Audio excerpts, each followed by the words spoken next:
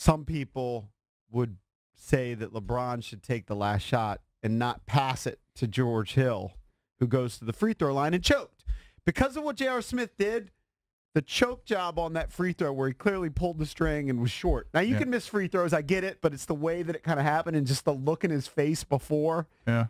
You mentioned he's never been on that stage before. Maybe that's true. Well, there's no way George Hill's ever been on the stage where he's got a chance to win an NBA Finals game from the line. I mean, he's played for the 5 Pacers seconds. and the Jazz, and who else has he played for? And by the way, those were his only 2 free throws. I'm not going to call it a choke job. He missed a free throw. No one shoots 100% from the line. But the J.R. Smith thing, that's the choke job. That's a mental choke job. I honestly couldn't believe it. He clearly thought they were winning the game. Yeah. And he thought he was just dribbling out the clock. But you're right. He did have a good explanation. If we were held it and made it, if I thought that we were ahead, I would have just held it and make them foul me. Yeah, but it was the way he dribbled out. I know. It was the way he dribbled out. I saw some tweets yesterday that there was a game when he was with the Knicks when I believe they were up by 2 in a game with 25 seconds left. Mm-hmm. And they just got the ball, and he shot a 3. Like with 23 seconds left on the shot clock. He's a donk. By the way, his basketball IQ is limited. It's 0, actually. The Warriors didn't even know how to there's respond. no way J.R. Smith's going to dribble that far out if he thinks that they're up 1. And the Warriors, after the game, when they were asked about it, they didn't want to touch it with the 10-foot pole. Yeah. There's the one thought, which I could almost buy, but you know that he thought they were in lead, was that they thought that he was just dribbling it out to try and find LeBron. Oh, no. But he sees LeBron, and then LeBron's like screaming at him. Right, that's when he thought. And he doesn't even throw it to LeBron. He throws it to Hill. And then they have to prepare for overtime. And they were clearly Golden done. State then just blitzed them with a couple of threes because they finally Smith's got hot. face in that whole sequence is just unbelievable. Like, just a clueless look. Just clueless, yeah. Like, how can you just be so out of it? This is the only way that the NBA Finals, for me anyway, this is just me personally talking, can take not any of the shine away from the Stanley Cup Finals, but gain any interest because they need controversial endings like this. Yeah. Now, I don't expect the Cavaliers to win a game in the series.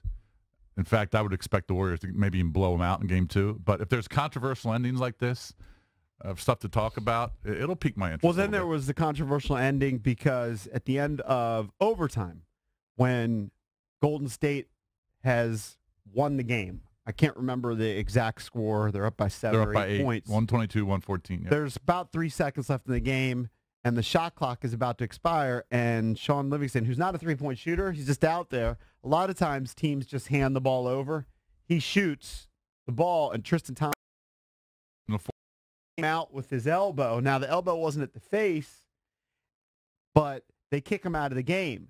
And then as he's kicked out of the game, Draymond Green, of course, who loves to taunt, he just starts doing the bye-bye to Tristan Thompson. Thompson shoves the ball in his face. And then he shoves the ball in his face almost like a punch. There was a bit of a melee. There's controversy because some guys apparently left the bench. By the way, Draymond Green's trolling of Kendrick Perkins, I didn't realize this at the time. So at one point in the game, Kendrick Perkins, who has become LeBron's like boy that has kind of just traveled with him from Miami Heat. He's not an official member of the coaching staff or I anything? believe he's on the roster.